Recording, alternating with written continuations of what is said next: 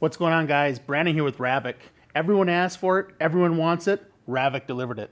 We're going to go over the automatic dome light, brief installation now.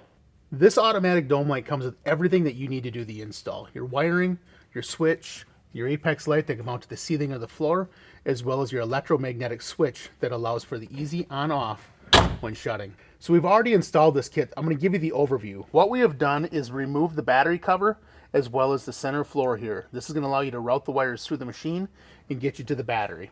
So we've chosen to mount our switch up here for our dome light. I would actually choose to mount them down here where it's a little bit easier to route your wires, where you can gain access to this by simply prying this out, pulling the tabs out of place. On the back side here, you can pinch them together to remove the knockout panel. Once you remove the knockout panel, you can feed your wires for the switch through the hole to the right hand side of the machine. There are two screws as well as a push pin rivet up here that you can remove this little dash compartment. You're going to route the wires down the back side of that, around the HVAC system, and into the tunnel of the machine. So once you've routed all your wires down below here, you can make your connection to the power harness, which is going to run to the battery. You'll have a ring terminal on your positive and negative. That allows for constant hot, so when you come up to your vehicle and it's dark out, you open your door, your dome light automatically comes on. We'll then take and route the sensor across the rear of the machine to your driver's side door panel. The sensor, as well as the wires for your lights, will be ran up the driver's side door. So our first step is going to be obviously going through and cleaning and prepping the area with the alcohol pad that is supplied. You're going to be able to drill the wire in as well to hide the hole. You're going to want to line up the other side as well, which we've already pre-marked over here on the driver's door, which you're not able to see. Once this dries, we can take our alcohol primer pad or a primer pad and go through and clean the surface. This is going to give your pad or your magnetic sensor a good secure surface to dry into. Again, we're going to hit the door as well. We've already pre-drilled the hole and we're just assembling this into place. Apply a little bit of pressure.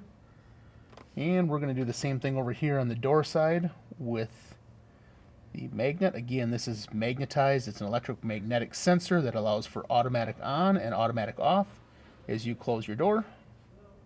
So we've already cleaned and prepped the surface. We're just installing the other side of the electromagnetic sensor on here. That is a proximity sensor, of course. And as we open and shut this door, these two pieces will align and automatically shut the dome light on and off. So you have three different options in mounting your apex light. This has a nice carpeted cross member in it, which I've cut a small hole for the plug to go through and then bolted it in from the back side of this, utilizing the center bolt here seating your apex light. You also can take and flat surface mount this, which I will show you how now. Utilizing your alcohol pad, we're going to go through and clean and prep the surface that we want to install this on, which is right here behind my amplifier up on the roof. We're going to let that dry. And we are then going to go over it once it's dried with our alcohol prep pad, and that's going to allow the light to adhere nicely to the surface, giving you a lifetime of use. We then can take our double-sided adhesive, aligning it along the upper and the outer edges, applying it to the back of the apex light, seen here. And we're going to take this, peel the 3M adhesive, hold it up there in the roof, getting it nice and center, taking applying some pressure there. All right, so I've officially installed this other apex light. I'm going to go through and plug each of these in before I show you the third roll bar mount option. The one in the rear is going to be a white light. You also can purchase a red light option, which I'm going to go over and make that connection over here for you to see the red light option as well. Again, you'd go through and route all those wires up that way. But here's your red light option. So if you're looking through with night vision or you're going hunting and you don't want to blow your eyes out with light, this is where this red light can come on in the inside of the machine. We'll show you the third mounting option now. Our third type of install is going to be to a tube mount. This is going to be if you have exposed tubes in your roof or a non-cabbed unit. You can see we've already installed the roll bar adapter on here. Simply having that on and your Velcro strap holding it in place. Just slide it over the top of the hoop. And there you go. Just got to take and tuck and hide these wires. So you're going to notice that your Ravic switch has 3 options. Number 1 is going to be off, so when you open and close the door, the light does not come on. You have your automatic, which is your center. That way when you open or close the door, your dome light automatically goes on and off.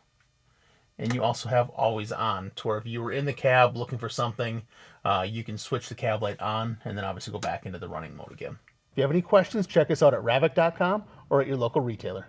Thanks for watching.